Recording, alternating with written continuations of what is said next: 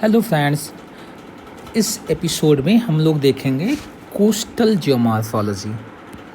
Coastal geomorphology concern with the landform developed along the coastal region. तो specially coast के सहारे जो landform development होते हैं, उन लैंडफॉर्म डेवलपमेंट के प्रोसेसेस, उनके कैरेक्टरिस्टिक, इन सब के बारे में हम लोग इस एपिसोड में देखेंगे। तो पहले हमें ये जानना होगा कि कोस्ट के अलांग जो लैंडफॉर्म डेवलपमेंट होते हैं, कौन से जियोमॉर्फिक एजेंट हैं जो ये लैंडफॉर्म क्रिएट करते हैं। तो पहले वी हैव टू आइडेंटिफाई कि कौन से जियोमॉर्फिक एजेंट हैं जो लैंडफॉर्म क्रिएट करते हैं, या एजेंट ऑफ इरोजन कौन कौन से हैं जिनसे लैंडफॉर्म डेवलपमेंट होता है कोस्टल एरियाज़ में। देयर आफ्टर हम ये देखेंगे कि कौन कौन से जियोमॉर्फिक प्रोसेसेस कोस्ट के अलांग होता है जिससे लैंडफॉर्म डेवलप होते हैं। फिर हम लोग ये देखेंगे कि कौन कौन से इरोजनल लैंडफॉर्म है, कौन कौन से डिपोजिशनल लैंडफॉर्म है। तो लेट्स बिगिन। जो सबसे इम्पॉर्टेंट और प्राइमरी एजेंट है जब हम कोस्टल जियोमॉर्फोलॉजी पढ़ते हैं, तो वो है सी वेब। सी वेब्स जो हैं ये डोमिनेंट या प्राइमरी एजेंट हैं। अगर हमें सी वेब को डिफाइन करना हो तो sea waves are generally undulations of water, undulation of sea water with well developed crest and trough. तो ये सी वाटर के अंडुलेशंस होते हैं जिसमें वेल डेवलप्ड क्रेस्ट और ट्रफ होते हैं। इनकी ओरिजिन की बात करें तो ये ओरिजिन होते हैं जब वाटर सरफेस के ऊपर हवाएं बहती हैं, तो हवा के द्वारा जो फ्रिक्शन जनरेट होता है उससे वाटर का फ्लो होता है, और वो जो ट्रिमर डेवलप होता है उसी से कहीं ना कहीं सी वेब्स जनरेट होती हैं। तो सी वेब जब जनरेट होती हैं तो एक टर्म आता है स्वेल। तो स्वेल क्या होता है? द वेरी फर्स्ट पॉइंट जहाँ से सी वेब की ओरिजिन होती है उन्हें स्वेल्स बोला जाता है। तो swells are generally low, broad, regular, rounded ridge and trough of water at the origin point. हम वेब्स की कैरेक्टरिस्टिक की बात करते हैं तो हम जैसा कि जानते हैं कि वेब्स में क्रेस्ट और ट्रफ होता है। तो ये जो ऊपर वाला एरिया होता है क्रेस्ट है, ये ट्रफ होता है। वेब की इसकी एक वेवलेंथ होती है, सी वेब्स की अपनी एक वेवलेंथ होती है। वेवलेंथ क्या होती है? दो क्रेस्ट के बीच की डिस्टेंस या दो ट्रफ के बीच की डिस्टेंस, इसको कहा जाता है वेवलेंथ। वेब पीरियड एक टर्म आता है, वेब पीरियड। तो वेब पीरियड वो टाइम होता है जो किसी वेब को एक वेवलेंथ, वन वेवलेंथ कवर करने में लगता है। अगला एक टर्म होता है वेब फ्रिक्वेंसी। वेब फ्रिक्वेंसी ये होता है कि नंबर ऑफ वेब जो पास करते हैं किसी पर यूनिट टाइम में, मतलब एक मिनट में कितने वेब क्रॉस करते हैं, या एक सेकेंड में, या 1 आवर में, पर यूनिट ऑफ टाइम में कितने नंबर ऑफ वेब किसी पॉइंट से क्रॉस करते हैं, उसे कहा जाता है wave frequency. Then next term is wave velocity. Wave velocity, तो वेब वेलोसिटी जो होती है, वेब कितना तेज़ मूव करती है, it depends on, directly related to wavelength. जितना बड़ा वेवलेंथ होगा उतनी ज़्यादा वेब वेलोसिटी होगी, जितना छोटा वेवलेंथ होगा उतनी कम वेलोसिटी होती है। तो ये हो गया। अब हम लोग देखते हैं कि वाटर पार्टिकल मोशन कैसा है। मीन्स जो ओशन का वाटर है उसमें जो सी वेव्स चलती हैं, तो जो वाटर पार्टिकल्स जो हैं सी वेव्स में, उनका मूवमेंट क्या है। तो इनका मूवमेंट जनरली सर्कुलर ऑर्बिट में होता है। इनका मूवमेंट है सर्कुलर ऑर्बिट में होता है, सर्कुलर ऑर्बिट में। लेकिन ये सर्कुलर ऑर्बिट जैसे हम गहराई बढ़ती जाती है तो इनकी ऑर्बिट की साइज़ छोटी होने लगती है, और जैसे नीचे जाते हैं तो वो क्या होने लगती हैं? They become horizontal. वह सर्कुलर होता है, ऐसे मूव करता है, बड़े बड़े, फिर उसके नीचे और छोटा एकदम। जब हम सरफेस के पास पहुंचते हैं, ओशियानिक सरफेस के पास या सी बेड के पास, तो हमको देखने को मिलता है कि लगभग मूवमेंट हॉरिजेंटल हो जाता है। ये मूवमेंट कैरेक्टरिस्टिक है जब हम बात करते हैं वाटर पार्टिकल्स इनटू द सी में। अगला देखते हैं वाटर ट्रांसफॉर्मेशन नियर शोर। जब वाटर शोर के पास पहुंचते हैं तो क्या ट्रांसफॉर्मेशन होता है। तो वाटर जब हम जैसा जानते हैं कि शोर का स्ट्रक्चर कैसा होता है। शोर का स्ट्रक्चर बेसिकली ऐसे होता है, वाटर है, सरफेस है, दीज। जब वाटर का अपना एक वेवलेंथ है, एक वेवलेंथ से आ रही है, तो जब वाटर जो सी वेव है, सी वेव ऐसे पॉइंट पर पहुंचता है जहां पर depth of the ocean, depth of the sea लगभग हाफ ऑफ द वेवलेंथ के बराबर हो जाता है या उससे कम हो जाता है, वेवलेंथ के बराबर हो जाता है या कम हो जाता है। तो ऐसे जगह पर ये देखा जाता है, इस पॉइंट को फील बॉटम पॉइंट कहा जाता है, फील बॉटम पॉइंट कहा जाता है। और इसके बाद क्या होता है कि वेव की हाइट काफ़ी तेज़ी से इंक्रीज होती है और वेवलेंथ डिक्रीज करने लगता है। और इसी पॉइंट के आगे हमें देखने को मिलता है कि ब्रेकर्स, यहीं पर क्या होता है कि जो सी वेव्स होती हैं they start toppling over and collapse. जब उनका हाइट जो है वो ज़्यादा हो जाता है as compare to water depth, तो उन्हें ब्रेकर्स बोलते हैं।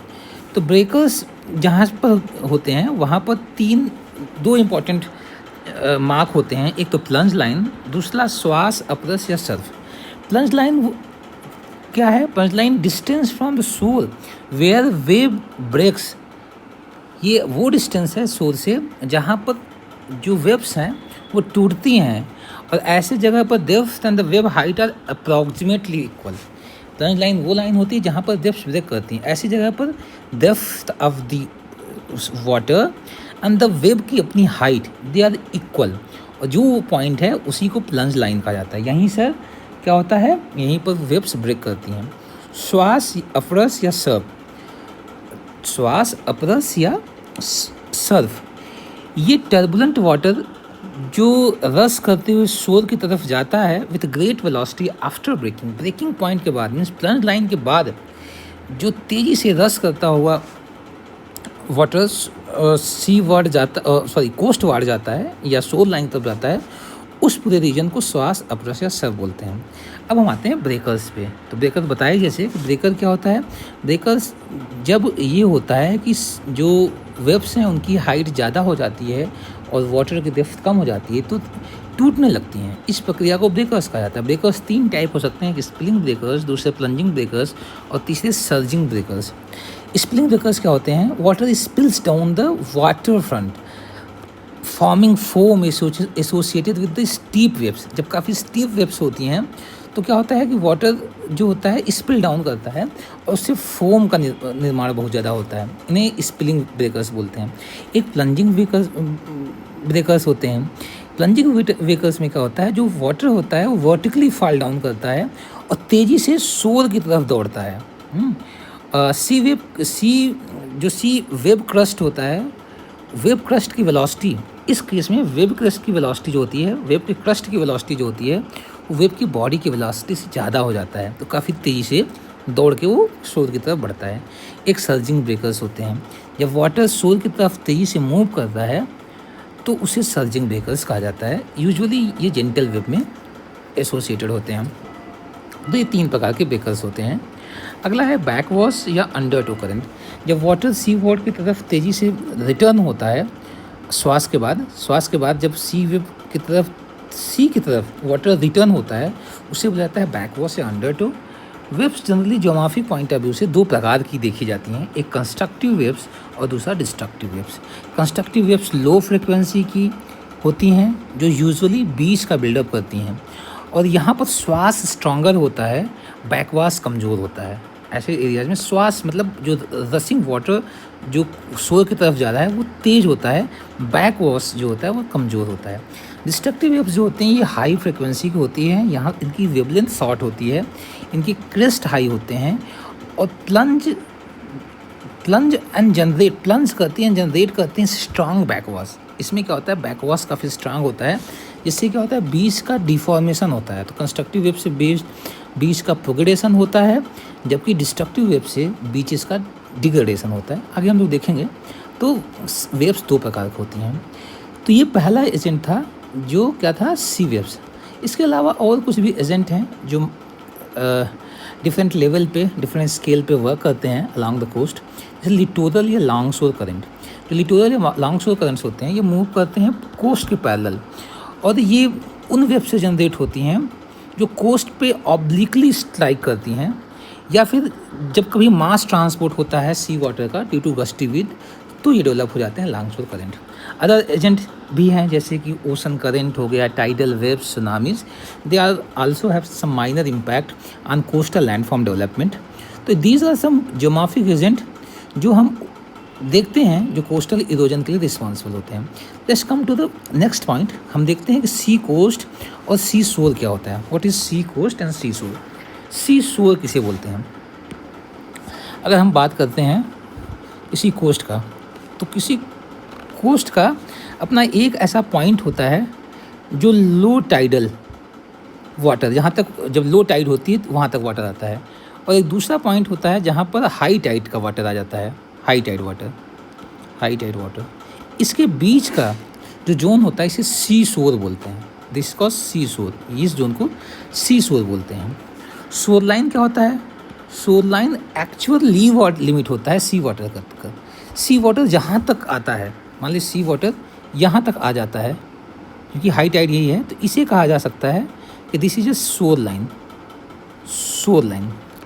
तो shore line actual land water limit है सी वाटर का एट अ गिवन टाइम। ये फ्लक्चुएट करता रहता है। अगर हाई टाइड होगा तो सी लाइन यहाँ हो जाए, शोर लाइन यहाँ हो जाएगा, लो टाइड होगा शोर लाइन यहाँ पर हो जाएगा। कोस्ट किसे बोलते हैं? कोस्ट लैंड वाले सेक्शन को, जो लैंड जोन होता है क्लिफ के जस्ट बाद, जैसे मान लीजिए कोई क्लिफ है, इस प्रकार का कोई क्लिफ है, तो क्लिफ के जस्ट बिहाइंड इस पूरे रीजन को कोस्ट कहा जाता है। This land portion is called coast. Coast एक लैंड पोर्शन है। कोस्ट लाइन क्या होता है? क्लिफ लाइन, क्लिफ की लाइन जहाँ है, क्लिफ जस्ट जहाँ है, क्लिफ की लाइन को, या फिर मार्जिनल लैंड, जो भी मार्जिनल लैंड जो सी लेवल से ऊपर होता है उन्हें कोस्ट लाइन कहते हैं। तो ये कुछ इंपॉर्टेंट टर्मिनोलॉजीज़ हैं जो हमें जाननी चाहिए। अगला है जो शोर जोन डिवीज़न। अगर हम शोर को डिवाइड करें तो बैक शोर होता है, फोर शोर होता है, ऑफ शोर होता है। These are 3 categories. I think there should be somewhere. तो 3 कैटेगरीज हैं शोर को डिवाइड करने के लिए। एक तो बैक शोर। तो बैक शोर क्या होता है? ये एक बीच जोन होता है जहाँ पर बीच फॉर्मेशन होता है। From the limit of frequent storm waves to the cliff base. तो क्लिफ के बेस से लेकर ऐसे एरिया तक जहाँ तक फ्रिक्वेंट सी स्टॉर्म आते हैं, ये हमारी ये लिमिट है सी स्टॉर्म का, सी स्टॉर्म या स्टॉर्म वेव्स का लेकर जो क्लिफ एरिया तक, इस पूरे एरिया को कहा जाता है बैक शोर कहा जाता है, इन्हें बैक शोर कहा जाता है। फोर शोर क्या होते हैं? फोर शोर जोन होते हैं जो हाई टाइड वाटर से लो टाइड वाटर के बीच का जो जोन होता है। मतलब ये हाई टाइड में यहाँ तक वाटर आ रहा है, तो लो टाइड वाटर में यहाँ तक आ रहा है, तो इसके बीच का जो एरिया होगा इसे कहा जाएगा फोर शोर। हाई टाइड से लो टाइड वाटर के बीच के ये एरिया को फोर शोर कहा जाता है, फोर शोर। और ऑफ शोर क्या होता है? लो टाइड लाइन के पीछे के पूरे एरिया को ऑफ शोर कहा जाता है। जो of shallow bottom on the continental slope is called offshore. Offshore वहीं तक होगा जहाँ तक कॉन्टिनेंटल स्लोप होगा, जहाँ पर बेड स्टार्ट हो जाएगा उसे शोर नहीं कहा जाता है। तो इस प्रकार से ये कुछ कोस्टल मार्किंग्स हैं जिनको डिफरेंट टर्मिनोलॉजी से डिफाइन किया जाता है। Let's begin with the process and mechanism of marine erosion. कौन कौन से प्रोसेसेस और मैकेनिज्म हैं मैरीन इरोजन की? तो जैसा कि हम जानते हैं कि जो वेव्स होते हैं कोस्टल एरियाज़ को इरोड करते हैं, लैंड वॉर भी और इवन शोर वार भी, मीन्स लैंड और बैक शोर जोन को कंटिन्यूसली इरोड करते रहते हैं। और जो विदर्ड रॉक्स होते हैं, विदर्ड कोस्टल रॉक्स होते हैं, वो भी कहीं ना कहीं इंपॉर्टेंट रोल प्ले करते हैं इरोजनल प्रोसेस में। ठीक है, तो मैकेनिज्म कौन कौन से हैं? दीज आर 5 मैकेनिज्म्स जिसके द्वारा इरोजन होता है। एक हाइड्रोलिक एक्शन, दूसरा एब्रेशन या कोराजन, तीसरा एट्रीशन, चौथा कोरोजन या सॉल्यूशन जिसे कहा जाता है, वाटर प्रेशर। तो हाइड्रोलिक एक्शन वही होता है इम्पैक्ट ऑफ मूविंग वाटर। जब स्टॉर्म आती हैं तो उनके पास इनार्मस पावर होता है, पावर जैसे कि 50 किलो 50 किलो एफ पर सेंटीमीटर क्यूब, इतना फोर्स होता है, उसी से वो स्ट्राइक करती हैं। तो वो जॉइंट्स हो गया, ब्रेक्स हो गया, इनको इनलार्ज करती हैं। और जो क्रिवेसेस में जहाँ पर एयर ट्रैप होता है वो कंप्रेस और डिकम्प्रेस से क्या होता है, वो रॉक्स वीकन हो जाते हैं। तो टूटने लगते हैं। क्वायरिंग और plucking is also a form of hydraulic action. Quarrying और plucking is also form of hydraulic action. फिर अगला आता है कोराजन या एब्रेशन पे। कोराजन मीन्स होता है जब वेब बार्न टूल्स, जो वेब्स में अगर कुछ टूल्स हों जैसे कि सैंड, पेबल्स, कॉबल्स और बोल्डर, जब इनका ग्राइंडिंग एक्शन होता है किस पे, जब इनका ग्राइंडिंग एक्शन जो होता है वो शोर पर या कोस्टल रीजन में होता है, ये बेबल्स, बोल्डर्स या कॉबल्स को जब मूव करते हैं, इनकी जो ग्राइंडिंग एक्शन होता है, इन ग्राइंडिंग एक्शन को हम कोरोजन बोलते हैं, कोराजन बोलते हैं या फिर एब्रेशन बोलते हैं। अगला एट्रीशन, जब ये जो वेब बॉर्न टूल्स हैं जब आपस में वियर और टीयर होते हैं कोलाइड करके, तो इन्हें एट्रीशन कहा जाता है। ये बेसिकली ऐसी प्रोसेस बैक वॉश इवेंट में ज़्यादा होता है या बैक वॉश वाटर में ज़्यादा होता है। फिर कोराजन की बात करते हैं, कोरोजन की बात, सॉल्यूशन। जैसा कि जानते हैं कुछ रॉक केमिकली ससेप्टेबल होती हैं, तो वो जैसे लाइम स्टोन और चाक एरियाज़ हैं तो सी वाटर से वो ससेप्टेबल होती हैं, तो उनका सोल्यूशन या कोरोजन स्टार्ट हो जाता है। फिर वाटर प्रेशर, अल्टरनेट वेटिंग और ड्राइंग, हाइड्रेशन एंड डिहाइड्रेशन से केमिकल प्रोसेस होता है, उससे क्या होता है रॉक्स डिसइंटीग्रेट होती हैं, या फिर ऐसे कोल्ड क्लाइमेट में फ्रीज और था से भी कहीं ना कहीं डिसइंटीग्रेशन होता है। तो ये भी एक इम्पॉर्टेंट एजेंट है जिससे मैकेनिकल विदरिंग या फिर इरोजन स्टार्ट होता है कोस्टल एरियाज़ में। अब देखते हैं कौन कौन से फैक्टर हैं जो मेरीन इरोजन को अफेक्ट करते हैं। What are the factors? पहला चीज़ तो वेव की अपनी कैरेक्टरिस्टिक, वेवलेंथ कितनी है, वेलोसिटी कैसी है, फ्रिक्वेंसी कैसी है, पीरियड क्या है, कितने पीरियड में वेव्स मूव कर रही हैं। तो these are some important wave based characteristic जो कहीं ना कहीं मेरीन इरोजन को इम्पैक्ट डालती हैं। अगला इम्पॉर्टेंट फैक्टर है coastal rock lithology and structure. जो कोस्टल रॉक है, जो कोस्ट की रॉक है, उसकी लिथोलॉजी कैसी है, रॉक कैरेक्टरिस्टिक कैसी है, वो स्ट्रक्चर कैसा है, जॉइंट है, फाल्टेड है, फोल्डेड है, कैसा है, ये सब भी कहीं ना कहीं कोस्टल इरोजन या कोस्टल लैंडफॉर्म डेवलपमेंट को इम्पैक्ट डालता है। इसके अलावा अगला है कि कोस्टल स्टेबिलिटी कितना है, कितना स्टेबल है, वहाँ पर हाई डिस्ट्रक्टिव वेव्स आ रही हैं या फिर कंस्ट्रक्टिव वेव्स आ रही हैं। तो स्टेबिलिटी ऑफ कोस्ट भी बहुत मैटर करता है। स्टेबल कोस्ट जो होते हैं वो ज़्यादा इरोड करते हैं, अनस्टेबल कोस्ट जो होते हैं वहाँ कम इरोजन होता है। क्लिफ मार्फोलॉजी और ऑफशोर वाटर डेप्थ कैसा है, क्लिफ की मार्फोलॉजी कैसी है और ऑफशोर वाटर डेप्थ कितना है, एकदम सडन डेप्थ है या फिर ऐसा है कि एक स्लो या फिर जो स्लोप है वो जेंटल है।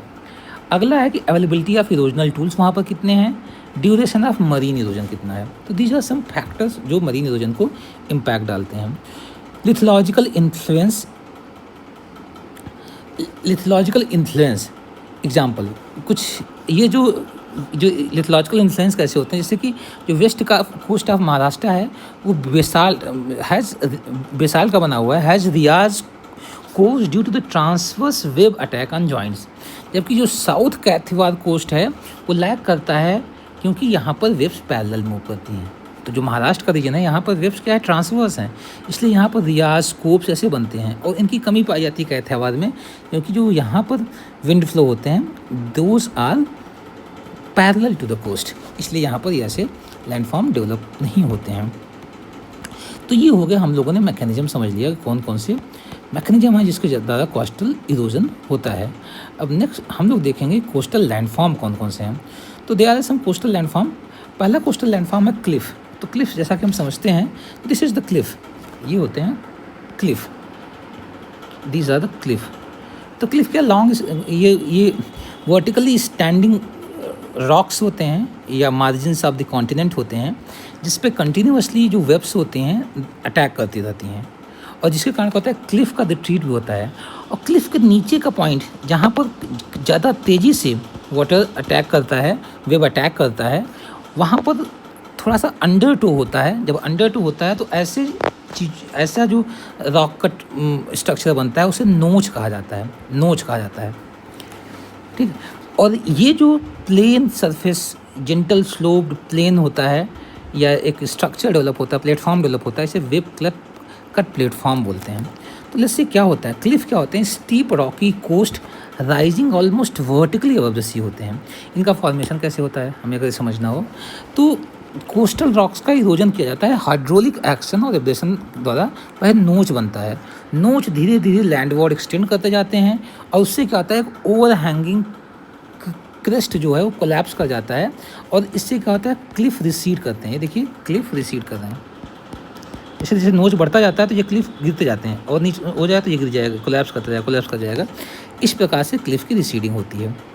स्टीफनेस जो फैक्टर्स कौन कौन है, कितना स्टीफ होगा वो डिपेंड करता है कि लिथोलॉजी कैसा है, स्ट्रक्चर कैसा है, balance between erosion, marine erosion at the base and subaerial withering on the face of crust। तो ये भी डिपेंड करता है, तो लिथोलॉजी स्ट्रक्चर कैसा है बाद में डिपेंड करता है कितना नीचे से इरोजन हो रहा है और कितना सब एरियल विदरिंग हो रही है। ये भी इंपॉर्टेंट फैक्टर है। एक जोग्राफर रहे हैं, उन्होंने, इनका नाम है ग्लूसर ने क्लिफ की टाइपोलॉजी बताई। उन्होंने 1958 में इन्होंने 4 प्रकार के क्लिफ बताए। एक तो रेजिस्टेंट क्लिफ जो चाक और सैंड स्टोन वाले लिथोलॉजिकल स्ट्रक्चर में पाए जाते हैं। वीक जहाँ क्ले और सेल के बने हुए स्ट्रक्चर्स होते हैं। कंपोजिट चाक ओवर क्ले या इंटरमीडिएट सैंड स्टोन और सेल पाए जाते हैं। और कॉम्प्लेक्स, ये 4 प्रकार के टाइप बताए ग्लूचर ने क्लिफ टाइप को। तो ये हो गया क्लिफ। अगला हो गया web cut platform. Web cut platform या शोर प्लेटफॉर्म या वेब कट बेंचेस कहा जाता है। तो रॉक कट फ्लैट सरफेस, ये रॉक चूँकि कभी यहाँ रहा होगा, कभी क्लिफ यहाँ रहा होगा, ऐसे रिसीड करते करते होगा। तो ये क्या है कि रॉक को काट कर बनाया गया ये फ्लैट सरफेसेस हैं। तो these are rock cuts flat surfaces in front of cliff. Slightly concave होते हैं, दे आर स्लाइटली कॉनकेव होते हैं, स्लाइटली कॉनकेव होते हैं, इस प्रकार के होते हैं, स्लाइटली कॉनकेव होते हैं। इनका फॉर्मेशन क्या है, ये इनका फॉर्मेशन होता है क्लिफ रिसेशन से। और क्लिफ रिसेशन किससे होता है, क्वायरिंग से, प्लकिंग से एंड वाटर लेवल विदरिंग से। तो क्वायरिंग सब, जब क्वायरिंग होता है, प्लकिंग होता है और वाटर लेवल विदरिंग होता है, उससे क्या होता है, क्लिफ का रिसेशन होता है और उससे वेब कट प्लेटफॉर्म बनते हैं। वेब कट प्लेटफॉर्म किसी भी जोन में बन सकते हैं। ये मीजोलिटोरल बन सकते हैं जो हाई टाइड और लो टाइड के बीच में हो, मीजोलिटोरल हो सकते हैं। सुप्रालिटोरल हो सकते हैं जो हाई टाइड के अबव हों, सुप्रालिटोरल हो सकते हैं। जैसे कि अगर हम यही बात करें तो सुप्रालिटोरल हो सकते हैं जो हाई टाइड के, अगर इसके अबव बन रहा है, यहाँ का बने कभी ऐसे करते करते इसके ऊपर बन जाए तो उसे बोलेंगे सुप्रालिटोरल विद इन दिस प्ले। और सब लिटोरल होते हैं जब लो टाइड के भी नीचे आएँ, इसके ये यहाँ जो बने हुए हैं ये दीज आर सब लिटोरल। टाइप्स क्या होते हैं, ये इंक्लाइंड हो सकते हैं, स्टेप्ड हो सकते हैं, स्टेप वाइज, ऐसे ये इंक्लाइंड है जैसे, या स्टेप बाइज स्टेप ऐसे हो सकते हैं। स्पेशली ट्रॉपिकल वाटर में वाटर विदरिंग और बायोलॉजिकल एक्शन से डेवलप होते हैं। सी स्टाम प्लेटफॉर्म बन सकते हैं, स्टाम वेब प्लेटफॉर्म बन सकते हैं और सोल्यूशन प्लेटफॉर्म बन सकते हैं कार्बोनेट रॉक पे। तो these are some wave cut platform. अगला इम्पॉर्टेंट रॉक स्ट्रक्चर है या फिर जो लैंडफॉर्म है वो है सी वेव्स। सी वेव बनते हैं सी इरोजन, जब कोई वीक रॉक या जॉइंट होता है तो वेब की इरोजन से, स्पेशली कार्बोनेट रॉक जब होती हैं तो केव डेवलप हो जाते हैं। ये परमानेंट नहीं होते हैं क्योंकि वो डिसमेंटल हो जाते हैं। जियो क्या होता है, जियो ऐसे होते हैं, जियो देख सकते हैं, ये होते हैं जियोस, ये जियोस होते हैं। ये जो क्रैसेस होते हैं, जो ये फाल्टेड या फ्रैक्चर्ड रैप्चर्स होते हैं, इन्हें जियोस बोला जाता है। तो जियोस क्या है, अगर डिफाइन किया जाए तो long narrow inlet found by collapse of sea cave roof. जब सी क्यू रूफ कोलैप्स कर जाता है किसी जगह पर, स्पेशली स्कॉटलैंड में इसे देखा गया है, तो उसे जियो बोलते हैं। नेचुरल चिमनी या ब्लो होल या ग्लूब्स, नेचुरल चिमनी, ब्लो होल या ग्लूब्स। तो जब कभी क्या होता है कि ऐसे कुछ होल डेवलप हो जाते हैं केव रूफ में, तो उसे कहा जाता है नेचुरल चिमनी। जैसे मान लीजिए कि ये एक केव है, ये एक केव है, इसमें वाटर, ये एक केव है, दिस इज अ केव, अंदर करके यहाँ पर कोई एक होल, एकदम इंटीरियर से होल डेवलप हो जाए तो इन्हें बोला जाता है ब्लो होल कहा जाता है। ठीक, तो ब्लो होल में क्या होता है, ये स्पेशली बनते हैं roof through which compressed air and spray are forcibly ejected. Sea arches क्या होते हैं, जब दो केव्स, जब केव्स क्या होते हैं आपस में मिल जाते हैं। फॉर एग्जांपल एक केव इस पीछे रहा होगा, इधर से केव, इधर से विंड, इधर से वेव एक्शन हो रहा था, उधर से वेव एक्शन हो रहा था। जैसे केव है, लाइक कोई ये लैंड है, इधर से केव डेवलप हो रहा है, केव डेवलप हो रहा है, और इधर से केव डेवलप हो रहा है, व्हेन दे मीट, तो इस प्रकार का स्ट्रक्चर डेवलप होता है, तो इसे सी आर्क कहा जाता है। This is sea arch. तो found by coalescence of two caves on opposite side of the headland. Headland क्या होता है कि हेडलैंड जैसे कि दीज आर, इसे हेडलैंड बोलते हैं, ये हेडलैंड होगा, ये ट्रफ हो गया, दिस इज ट्रफ। अब यही मान लीजिए कि इधर केव डेवलप होना चालू हो गया, इधर केव डेवलप होना चालू हो गया, तो इस जगह पर जो बनेगा, इस जगह पर सी आर्क बन जाएगा। जब जब सी आर्क का रूफ जो है, जब सी आर्क में ये वाला एरिया कोलैप्स कर जाए, तो इस जो इंडिपेंडेंट स्ट्रक्चर बनता है उसे स्टैक बोला जाता है, या चिमनी रॉक कहा जाता है। दे आर कॉल्ड स्टैक, या चिमनी रॉक, निडल कॉलम, या स्क्रीज कहा जाता है। आइसोलेटेड रिमेनेंट्स ऑफ हेडलैंड, ये आइसोलेटेड रिमेनेंट ऑफ हेडलैंड्स होते हैं after arc collapses. For example old man of हॉय, UK का एक बेस्ट एग्जांपल है। कोव क्या होते हैं? कोव एक कोई हेडलैंड है, ये दिस इज हेडलैंड, इसमें एक इलिप्टिकल हॉलो जो होता है, एक इलिप्टिकल हॉलो जो होता है, उसे कोस्टल हेडलैंड में इलिप्टिकल हॉलोज को कहा जाता है कोव्स। कोव्स होते हैं elliptical hollows in coastal areas with alternative hard and soft rock. Indian examples क्या क्या हैं इंडियन कोस्ट के अलॉन्ग, जैसे कि क्लिफ, प्लेटफॉर्म, केव्स, आर्किस, ये विशाखापट्टनम की कोस्ट पे पाए जाते हैं। अगर हम मुंबई से विशाखापट्टनम की कोस्ट पे पाए जाते हैं, और मुंबई से मैंगलोर के बीच की कोस्ट में पाए जाते हैं। रत्नागिरी के आसपास हमें हेडलैंड भी देखने को मिलते हैं। तो these were some erosional landform जो सी वेव्स के द्वारा बनाए जाते हैं। हम लोग नेक्स्ट एपिसोड में देखेंगे कि कौन कौन से ट्रांसपोर्टेशनल और डिपोजिशनल वर्क्स हैं सी वेव्स का, उसे कंप्लीट करेंगे। Thank you so much.